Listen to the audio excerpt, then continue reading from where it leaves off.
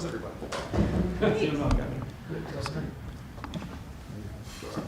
Yeah.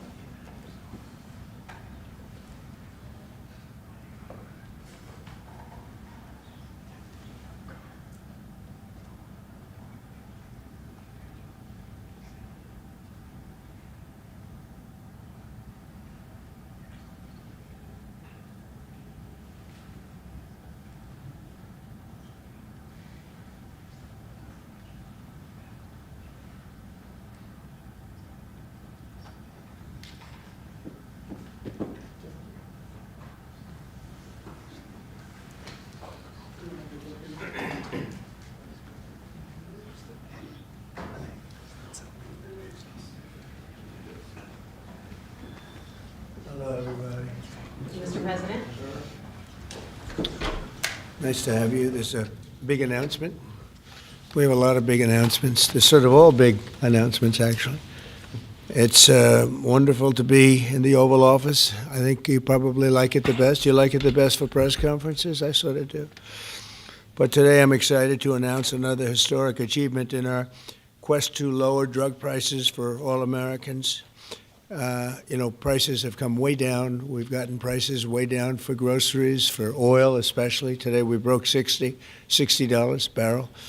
We think the oil is going to be under $2 a gallon very soon. That's about 70% lower than what it was just a year ago. So that's a big thing. And when the oil comes down, everything comes down. It's pretty beautiful to watch.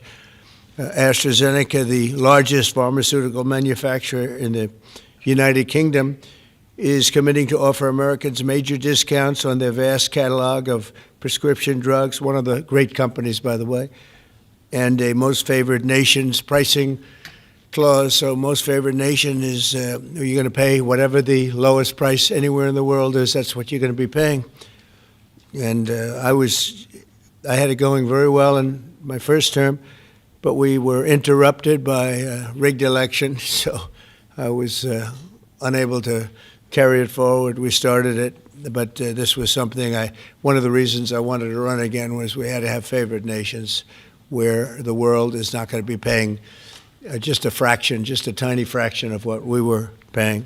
I want to thank CEO Pascal Soriot, a very highly respected, one of the most respected men in business and certainly in the industry, for joining us today, as well as Secretary Howard Lutnick, Secretary Robert F. Kennedy Jr., CMS Administrator Mehmet Oz, FDA Commissioner Marty McCary, and Virginia Governor, a man who's done an incredible job, and good luck with the upcoming election. I know you're working very hard. I watch you. You're right there.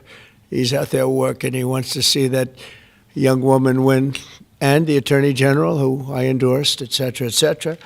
Glenn Youngkin.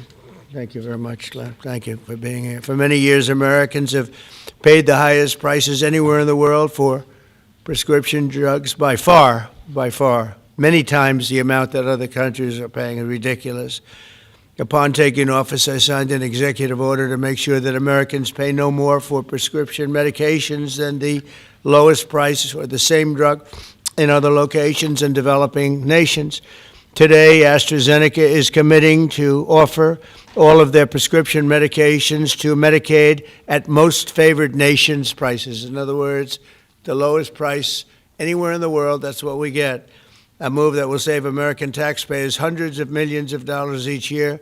And I tell the story, Glenn, that in my first term, I had the honor of being the first president in 28 years to lower drug prices during the course of the year. And we actually did, and I was so proud of myself. We called a news conference. I announced it. It was 1/8 of 1%. 1/8 of 1%. Now drug prices are going to be going down 100%, 400%, 600%, 1,000% in some cases. But for 1/8 of a cent, Bobby, think of that. I was so proud because for 28 years nobody had done it. And now it's, I think back to that, I said I shouldn't have had that news conference. But it is true. I was the only one that did it, but it was not very much. And now we're going to get, in some cases, 1,000% reduction. This is going to have a huge impact on everything from Social Security to Medicare to Medicaid. Anything where they're buying any prescription drugs, it's going to have an incredible impact. It's going to lower itself greatly. AstraZeneca will also list many of their most popular drugs online at TrumpRx.gov. TrumpRx. I don't know why they put the name Trump. I did not tell them to do it, but I'm honored to let them do it. That's true, actually. That heavily reduced most favored nations cost. Americans can expect discounts, and as I said, it could be in many cases way over 100%. And as an example, one particular drug that's hot, very hot, 654% on inhalers, COPD and asthma, as well as certain diabetics medications. They're going to be averaging about 654% reduction in price. You believe that one? The Democrats will say, well, he should have gotten more. It's crazy. In addition, all medications AstraZeneca introduces to the American market going forward will also be sold at these heavily discounted rates. Furthermore, AstraZeneca will invest $50 billion in the United States over the next 5 years for research and development of new drugs and to onshore manufacturing facilities across the country, like the new plant that broke ground yesterday in Charlottesville, Virginia, where the governor attended. They had a tremendous group of people attending. It's going to have 3,600 jobs just to begin with. And that's going to be a fantastic plant. I saw a picture. It's going to be the best, right? You can't get any better. This is a tremendous victory for Virginia and for American patients and for everything, for the country. It's an amazing company to have coming over to the United States in such a big way. That's going to be a big part of the company. Presidents have promised for years to lower the cost of health care, but my administration is actually the first to do it and do it substantially, do it at numbers that nobody thought, even I thought, were not possible. When you think of it, if you got a 1%, 2%, 5%, that's good. You did a good job.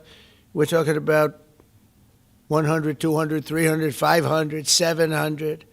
In some cases, some big, big numbers. And the largest drug companies in the world are working with us to make this a reality. And so I look forward to being at your opening of that incredible facility. I hear something, and it's in a great location, Len, right? One of the beautiful locations. So I'd now like to ask Secretary Kennedy to say a few words, followed by Dr. Oz, Pascal, Governor Youngkin, and we'll take some questions afterwards. Would anybody like to have some questions? Yes? Oh, I'm shocked. Okay, we'll take them right after, okay? Bobby, please. Thank you, Mr. President. I talked about this a little yesterday in the cabinet meeting, but it's worth repeating because it shows this historical achievement as really monumental. When I was in my confirmation process, virtually every Democrat showed me their preoccupation with making sure that we completed, that I was going to continue to get a commitment from me to continue the IRA drug price negotiations. That the IRA required the Democrats, while the President Biden was in the first year of the IRA, to negotiate 10 drug prices down. And then I was supposed to, my first year, negotiate 15 and 15 every year thereafter, and that was their plan. The Democrats claimed that they had a 22% reduction, and that was a great success. When we actually looked at that, when I came into the agency, we realized we were actually paying more for 8 of the 10 drugs. The 22% reduction was off of list price, and Medicare ended up paying more for 8 of the drugs, equal for the 9th, and about a 2% discount on the 10th drug. So that was the plan, and that's what they did. We are continuing the IRA negotiations, but thanks to the president's leadership, we have achieved something extraordinary here, which is a dream that he's had for 20 years because he's the common sense president. He saw something 20 years ago. He learned that we were paying 3, 4, 5, sometimes 10 times for the same drug as they were paying in European countries. Some of these drugs were manufactured in facilities in New Jersey and then sold for 1/10 the price in Great Britain, in London or Paris, that Americans were being charged for them here. He saw that this was unfair. Every Democratic president, every Republican president has said that this was the gold standard. This is what we needed to do. Nobody's been able to change it. And when we came in, I have to say I was pessimistic about doing MFN. Dr. Oz was pessimistic. Our staff, John Brook and Chris Klump and the other people we brought in were all pessimistic. The president saw something that we didn't see, which is we had leverage.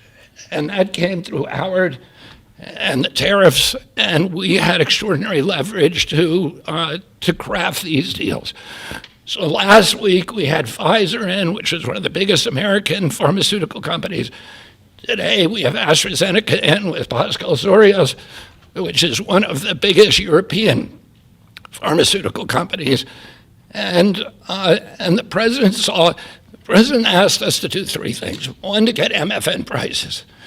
2, to not bankrupt these companies. He understood that America has to be the center for innovation. The drug industry needs to innovate, that it's critical for its bottom line, it's critical for the health of the American people. And he asked us also to make sure that those companies would keep their promise to reshore this industry. For national security purposes, for our economy, it's critical. These companies are making these drugs in the United States. We were able to achieve all those things, and partially with the visionary help of Pascal, where is he? Of Pascal Sorios, who understood that innovation and the business doesn't work if everybody is not pulling the oars, if everybody doesn't have the skin in the game. The whole world was riding on our shoulders and riding on our dime. 70% of pharmaceutical revenues comes from this country. We only have 4.2% of the world's population. And we were paying for 80 or 90% of the innovation here. And the rest of the world was a free rider. And Pascal understood that that's not fair, and it's not a good, sustainable, long-term business model.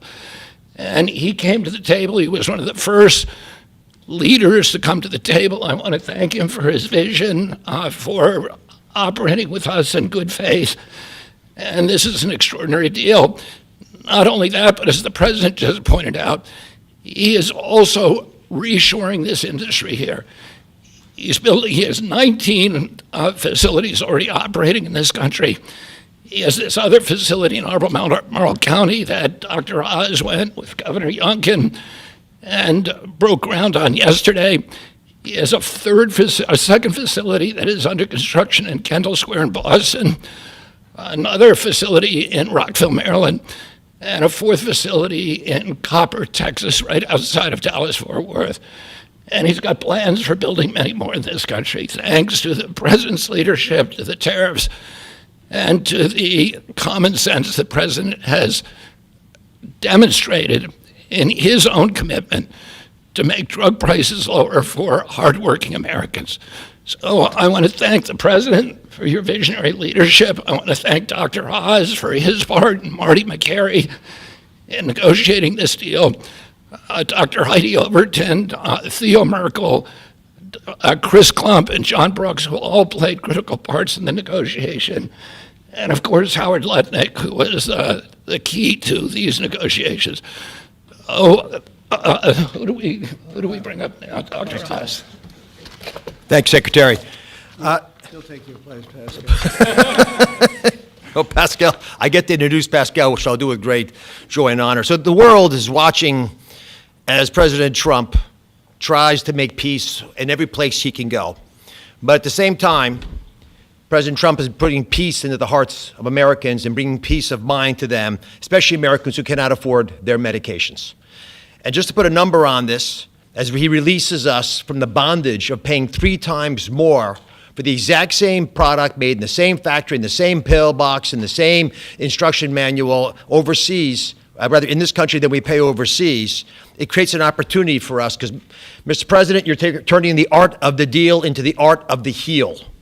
And that is something that you're going to witness today, and it's the second we have more coming, but this is a very important one, because I want to set the stage here. And Ms. Secretary, you're too modest. Secretary Kennedy did have a vision to push hard on this. He understood we could give the right medications to the right people at the right time. And there is nothing more maha than giving folks life-saving medications in a timely fashion so you prevent illnesses and treat other ones that have already occurred. You save lives that way. That literally is what was on the line as we began negotiating these. So let's set the stage. Where are we right now? Why this order? Last week, in this very room, President Trump welcomed the CEO of Pfizer, and that company, a leading U.S. pharmaceutical company, pledged to provide exactly what the president promised.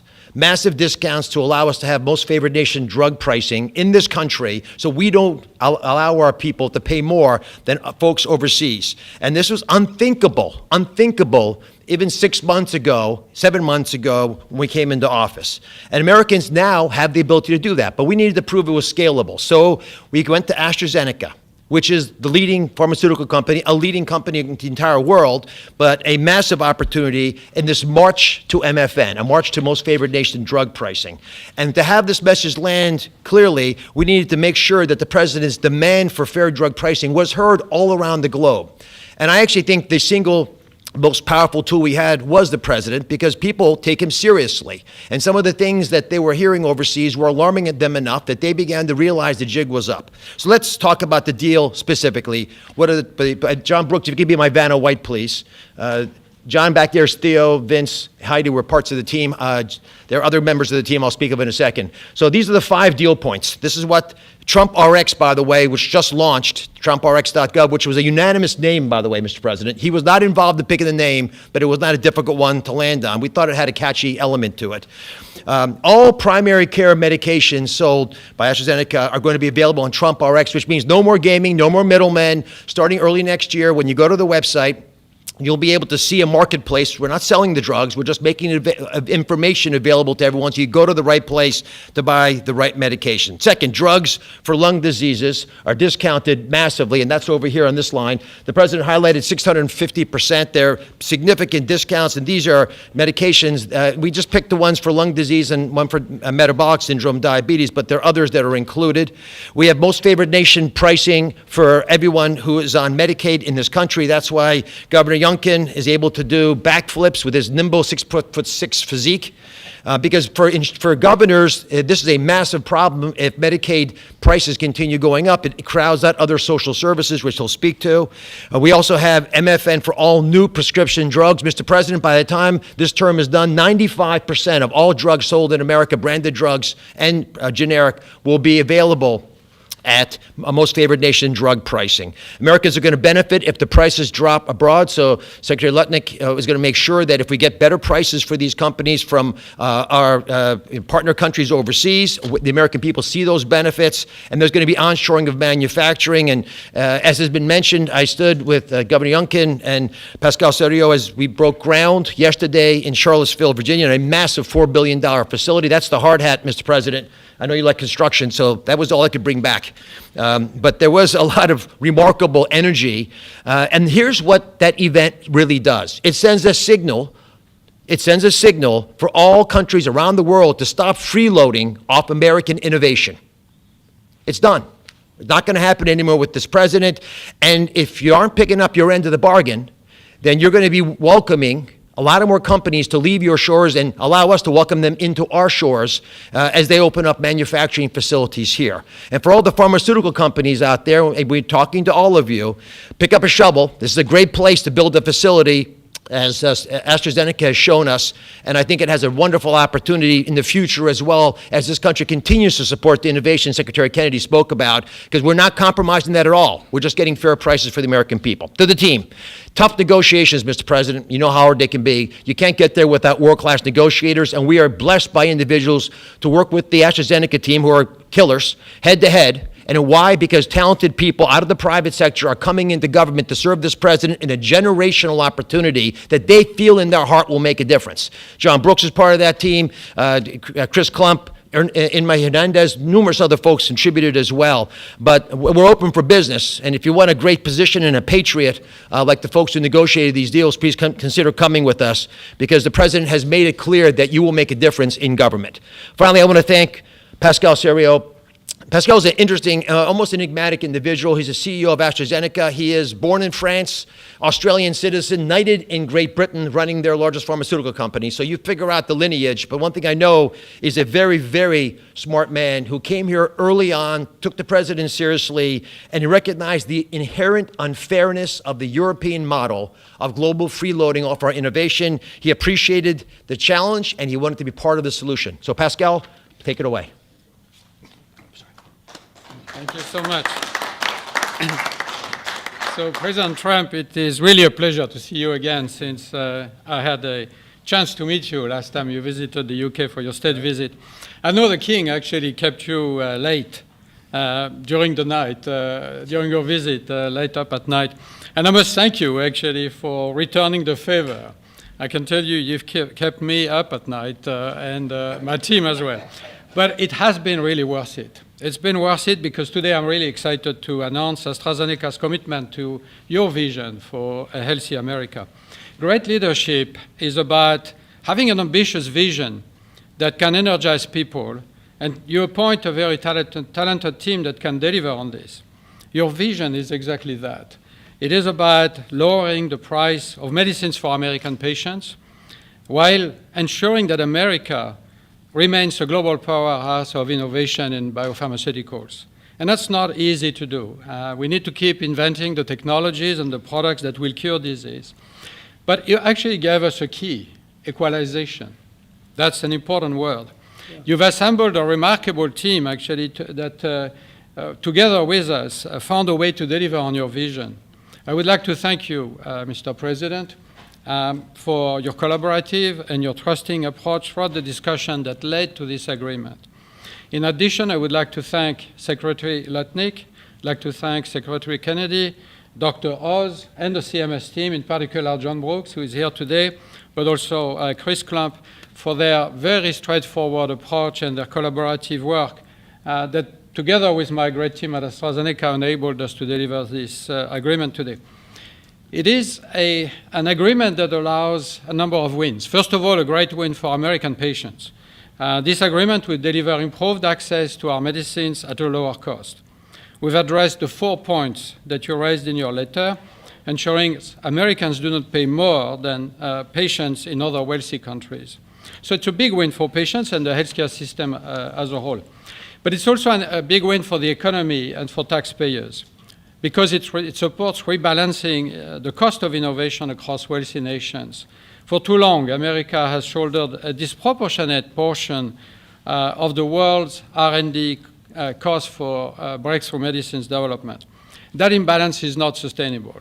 It had to change. And equalization levels the playing field, with wealthy nations contributing their fair share to the cost and the risk associated with biopharmaceuticals R&D. And I would say it's also a big win for state budgets because these Medicaid price reductions will have an immediate impact on Medicaid budgets and provide substantial relief to state budgets. Finally, your vision also secures America's strong position in life sciences and the onshoring of critical innovations and manufacturing. As a company, we will invest $50 billion in manufacturing and in R&D. We already have a large presence in the United States. We have 19 sites, and we employ 25,000 people around the country. They're all developing the new generation of medicines. But we'll continue to increase our presence in this country. We're expanding our manufacturing footprint in Texas. We're building our second large R&D center in Kendall Square in Boston. We are building a cell therapy manufacturing plant in Rockville, Maryland, and there's more to come. So a lot of investment over the next few years. I want to say that I appreciate very much Secretary Letnick granting us a 3-year tariff exemption to localize the remainder of our products. Most of our products are locally manufactured, but we need to transfer the remaining part to this country. And also for your great support to convince also other wealthy countries to share the cost of pharmaceutical innovation. It is an important part of this agreement, rebalancing and the cost around the country, around the world. Yesterday showcased our commitment to the United States with this $4.5 billion investment in the beautiful Commonwealth of Virginia to manufacture what we call API, active ingredients for our medicines, but also antibody-drug conjugates that are such a critical part of the future treatment of cancer care, what is called smart chemotherapy, targeted chemotherapy. I want to thank Dr. Oz for joining us for the groundbreaking ceremony near Charlottesville, together with Governor Youngkin. And I actually love your AstraZeneca hat. I know you wanted to bring a shovel, but didn't make it to this beautiful room. I have to say, it has been a really a great pleasure to work with Governor Youngkin and his team, in particular Secretary Segura, on this investment.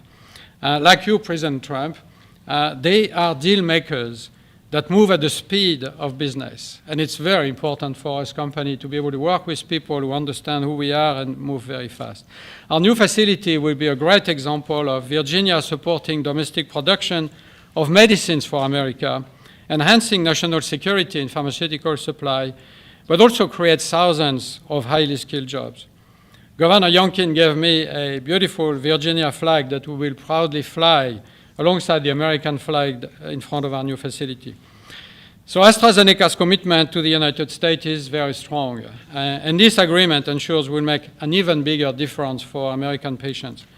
So, Mr. President, thank you again for welcoming me in this beautiful office and for making this moment possible. Thank you so much. Pascal. Thank you very much. Over to you, Glenn. Well, first of all, I just want to thank everyone for celebrating this landmark moment. This landmark moment is not just a moment to announce a new way to buy less expensive, life-saving medicine, but it is a step function change in the way that Virginians and Americans can access medicines. And it is a step function change because historically there was an opaque pricing mechanism that had so many people standing between the manufacturers and the patients that no one knew really what it cost. Well, now we can go direct to consumers. And that's what Trump RX is all about, going direct to consumers, where a consumer can come and find that particular medication that they need and go direct to the company and get the best possible price. Second of all, the most favored nation clause is a groundbreaking moment. It's a groundbreaking moment because, as you've heard, that American customers have been paying 3, 4, 5 times what international customers have been paying. That is just not fair. And Mr. President, I want to thank you for simply recognizing that America must come first. And Americans deserve the best pricing, not the worst. It changes everything for a state. In Virginia, we have $1.5 billion a year of pharmaceutical expenditure under our Medicaid plan. $1.5 billion a year. We save 10%, 20%, 30%. All of a sudden, 150, 300 million, 450 million in savings can be realized by a state. Now, I firmly believe that's the people's money, and it should go back in tax relief. But think about the change that that enables for a state as they manage their health care expenditures. Finally, Mr. President, you have driven a reshoring of critical supply chains that no one thought could happen. The industries that everyone thought were lost are now coming home, and with pharmaceutical manufacturing and active pharmaceutical ingredients particularly coming back to America, it changes everything. It's an economic moment for us. Yes, $4.5 billion into the Virginia economy, and that will in fact translate into $3 or $4 of extra economic impact for every dollar that is spent, 3,600 great paying jobs. But it's even more than that. This is a national security moment. And what you've just heard is one of the leading pharmaceutical companies in the world is choosing America, and yes, Virginia, to invest nearly $5 billion to build the most critical manufacturing for the future of America's health. That's not just a single example. It's happening all over. And in fact, in Virginia, Mr. President, we've been blessed with nearly $10 billion of commitments to build new pharmaceutical manufacturing in the great Commonwealth of Virginia. And therefore, I believe this is a moment to celebrate investment, but more importantly, to celebrate breakthroughs for American citizens to get access to life-saving medicines at costs that they deserve, because they're all made here. Mr. President, you and your cabinet have been amazing. As a governor, I have found that the cooperation with every one of your cabinet members, and sir, yes, you, has been beyond compare that I could ever imagine. I want to thank you for helping us make Virginia great again, too. Thank you.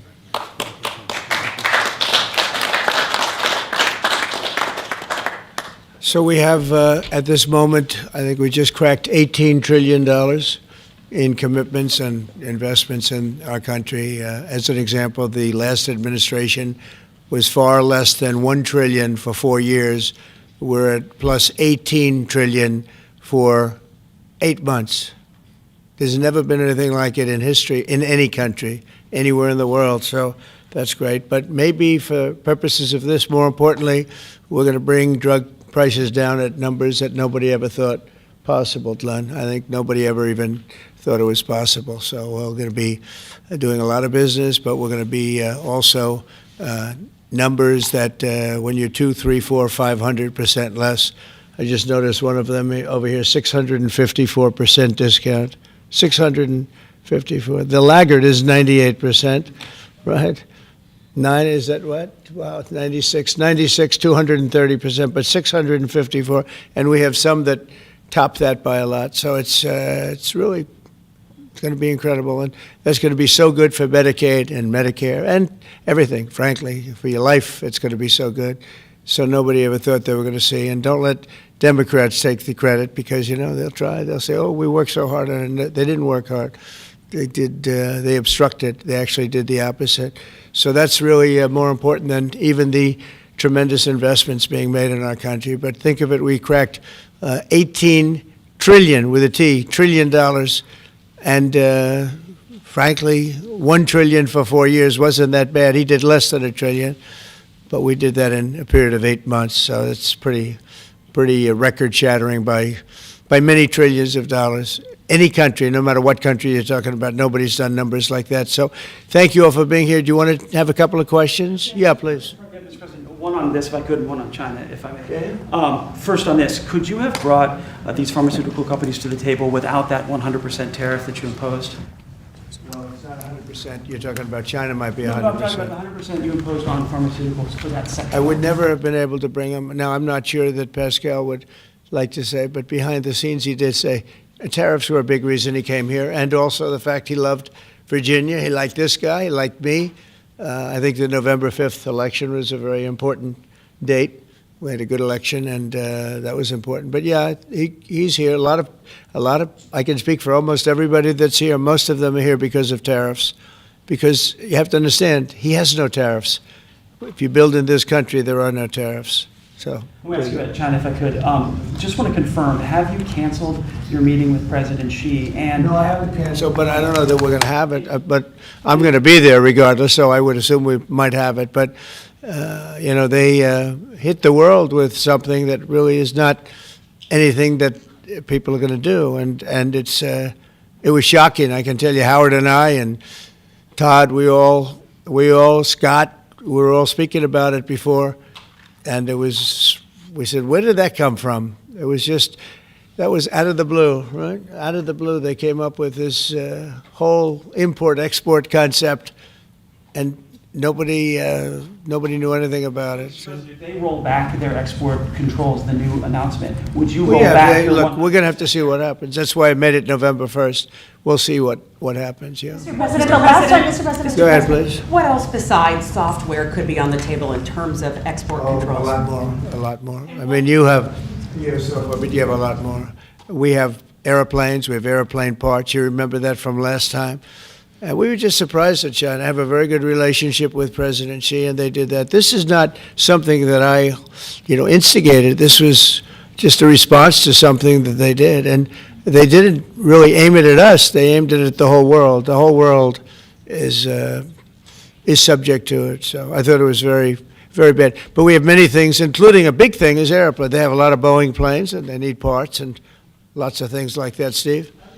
Israeli Prime Minister Benjamin Netanyahu to accept the Gaza deal, and what will be your message to the Knesset when you speak to them? Well, he wanted it. It's been a long time. He's been fighting a long time. He's been fighting hard. He wanted it. It's a great deal for Israel, but it's a great deal for everybody, for Arabs, for Muslims, for everybody, for the world. And as you know, on Monday the hostages come back. They're getting them now. They're getting them now. They're in some pretty rough places under earth. They're in some pretty rough places where only a few people know where they are, in some cases. So they're getting them, and they're also getting the bodies, approximately 28 bodies. And some of those bodies are being unearthed right now as we speak. They're working on it right now as we speak. It's a tragedy. It's a tragedy. No, he was very happy with it. And I can tell you that I saw Israel dancing in the streets, but they were dancing in Qatar and Saudi Arabia and UAE and many, many countries. I saw Egypt. They were dancing. I'll be going to Israel. I'll be speaking at the Knesset, I think, early on. And then I'm also going to Egypt. They were terrific. But all of the countries were great. Indonesia was great. Jordan was great. They were all great. Everybody wants this deal to happen. What happens in Gaza the day after the hostage release? Day after what? The day after the hostage release, what happens there then? Well, hopefully you're going to have great success I call it everlasting success. I think you will, too. I think you're going to have tremendous success, and Gaza is going to be rebuilt. And you have some very wealthy countries, as you know, over there. And it would take a small fraction of their wealth to do that, but and I think they want to do it. And we're also setting up, as you know, a board of peace. It's called the Board of Peace. I don't know if that's the final name, but the word peace is definitely in there. They have asked me if I chair it. We'll make sure things go well. And how confident are you that the ceasefire will hold? I think it'll hold. Yeah, I think it'll hold. They're all tired of the fighting. Don't forget, you had October 7th, which was a horrible day, 1,200 people killed. But Hamas has lost 58,000 people. That's big retribution. That's big retribution. People understand that. So, no, I think they're all tired of fighting, and this really gives the whole Middle East. This is beyond Gaza. Gaza is very important, but this is beyond Gaza. This is peace in the Middle East, and it is a beautiful thing. It's a term that you and I have been hearing since we were very young, right?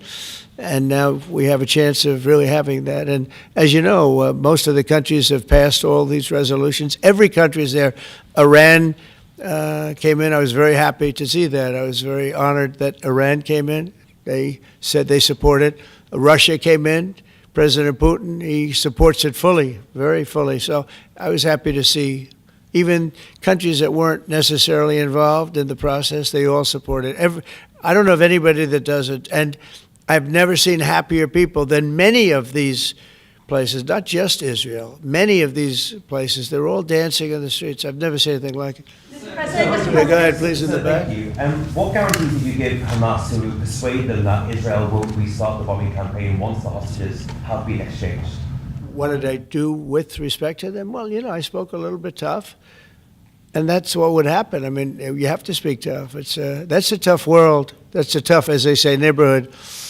And they're tough people. They're very tough people, and they're smart people. They're good negotiators. They have a lot of things going. They put that to good use. They're going to be very, very successful. But they knew the retribution would be tremendous, unsustainable. It would have been unsustainable.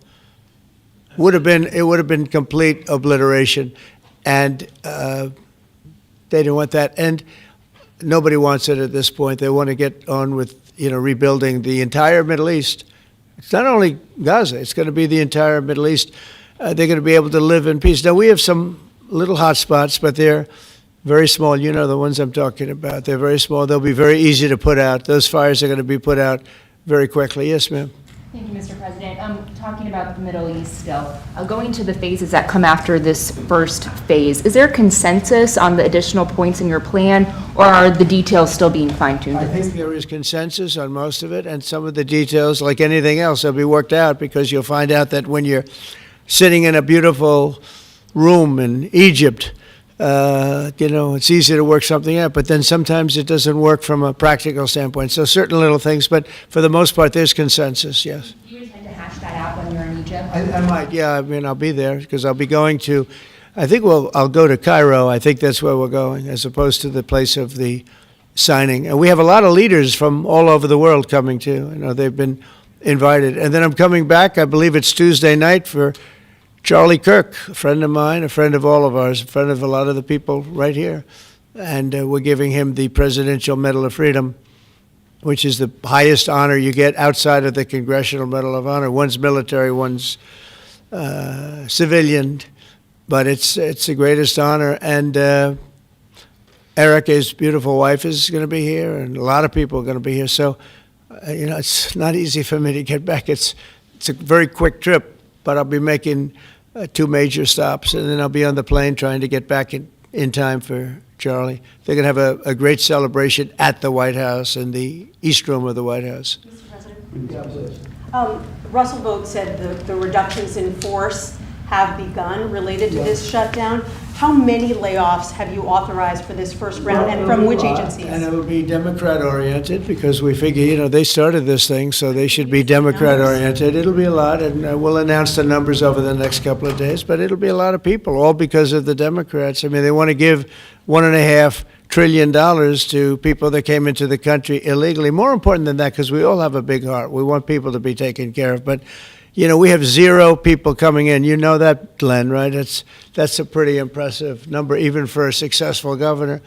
But we've had, for the last 4 months, 0 people coming in illegally. They're coming in, but they're coming in legally. They're coming in through a process that's really a really good process right now, because we want people to come in, but they have to come in legally. So what we're doing is, as these different groups come due, we're going to make a determination. Do we want them or not? And I must tell you, a lot of them happen to be Democrat-oriented. These are people that the Democrats wanted, that in many cases were not appropriate. We fought them at the time, and it was ultimately signed in. And some of these people, these are largely people that the Democrats want.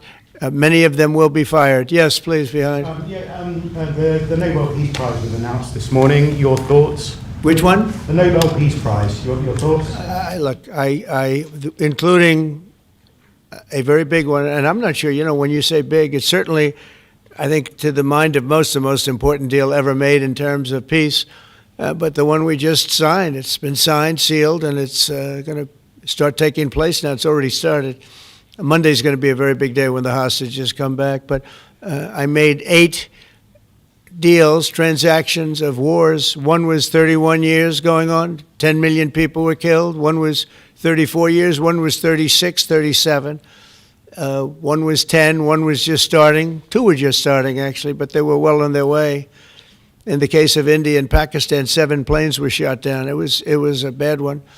And I did it largely through trade. I mean, that one, numerous of them. I talked tariffs. I said, look, if you're going to do that, we're going to put very big tariffs on your country. And they were both great. They stopped fighting, and there were 2 nuclear powers. So, they're all big. They're every one of them big. You take a look at the Congo. You take a look at the Congo and Rwanda. 10 million people killed over long period of time, got that one solved.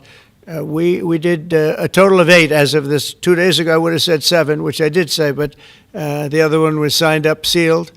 As you know, Israel signed it just now. They signed it and they approved it today, their parliament.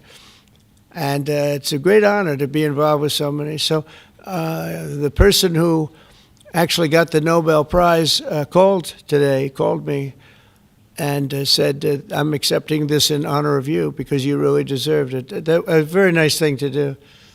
I didn't say then give it to me though. I think she might have. She was very nice, and I've been helping her along the way. They need a lot of help in Venezuela. It's a basic disaster. So, and you could also say it was given out for 24, and I was running for office in 24. All of the transactions that we did in terms of closing, but. There are those that say we did so much that they should have done it, but I'm happy because I saved millions of lives, many millions of lives. And speaking of somebody that saves lives, don't ever play golf with him because Keegan Bradley just walked in, one of the greatest golfers in the world, the captain of the Ryder Cup. And man, I'll tell you did a good job. You almost came back. I turned on, I said, I sort of turned off. It wasn't looking good. And then a little while later, I turned on. I said, you guys might make, that would have been the miracle. What a great job. He's respected by those golfers like nobody. And I just want to compliment you, Keegan. That was an incredible job. Right here, we have a lot of unfriendly fake news media. And he's not used to that. He's used to getting only good publicity, I think, Howard. These are all golfers. But you're some golfer, I'll tell you that, and some leader. Thank you very much. Great job. Thank you, Keegan. Mr. President, on China. Yeah, please. On immigration, ICE are making arrests, target arrests at courthouses in New York City and around the country. Criminals, they're arresting criminals, that's right. Yeah, go ahead. I'm happy about it. I want them to arrest criminals. And if you take a look at D.C., a year ago, D.C. was our great capital was a very unsafe place. You know that. Some of you were mugged and talk openly about it. Some of the media was mugged. But right now, D.C. is one of the safest places in the whole country. The restaurants are booming. They're opening up new restaurants. The restaurants are all closing. Now you can't get into a restaurant. They're opening up new restaurants.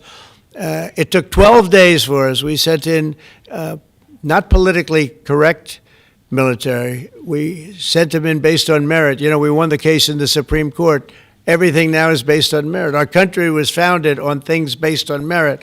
Like Keegan Bradley is not going to be playing golf if he wasn't a great player. If he shoots lower scores, there's no more merit system than that one, Keegan, right? If you miss a putt, they don't say, oh, that's okay, let's take it again, do they? No, it's based on merit. Everything's based on merit. And we're back to the merit system. And when they saw that military is all about merit. They're big, strong people that they're patriots too. And you take a look at D.C., and now we're in Memphis, and Memphis was really crime-ridden. It was terrible.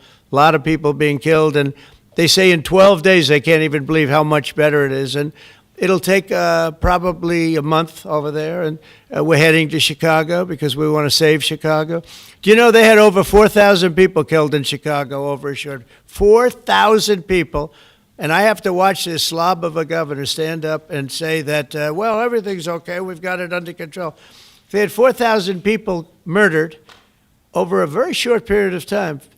There's not a city in the world, I don't believe, that can claim, you hear so much about different, I won't, embarrass anybody, like by saying Mexico City or by saying anywhere in Afghanistan. There's no place like that. And then I have to listen to the mayor who's got a 5% approval rate, maybe less. He's an incompetent man.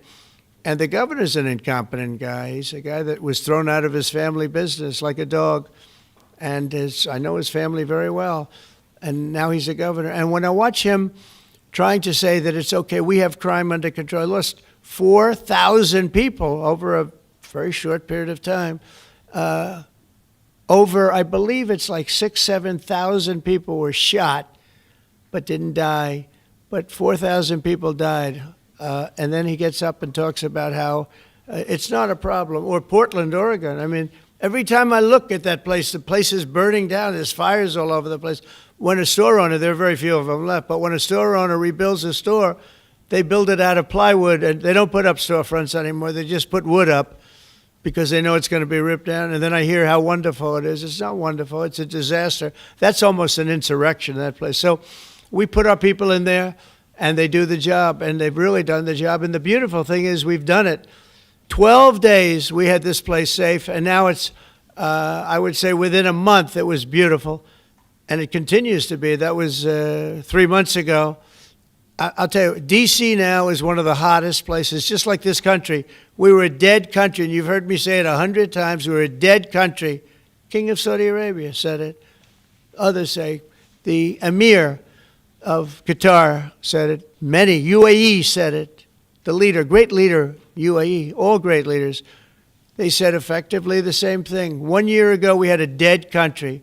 Now we have the hottest country anywhere in the world. I just want to thank everybody, and I want to, in particular, thank AstraZeneca. What a great company you have. What a company you've built. You've been there a long time and done some job. It's an honor to have you.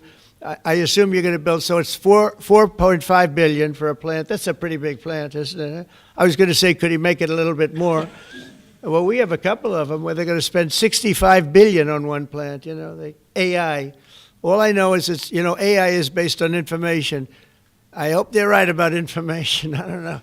You got to make a lot of money there's got to be a lot of information out there, but that seems to be pretty hot. But we have a lot. We're leading the world on information on AI, as you know, by a lot. It's not even close. So we're doing a job. And I want to thank everybody, but in particular, Pascal, thank you very much. It's a great honor. Thank you. Thank you. Thank you, everybody. Have a good time. Thank you, press. Thank you, press. Thank you, press. Let's go. Thank you. Thanks, guys. Thank you. Thank you, press. Thank you, press. Let's go. Let's go. Thank you, guys.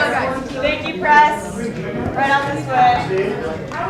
Thank you, press. Thank you. Let's go. Let's go. Thanks, guys. You need to grab everything. Thank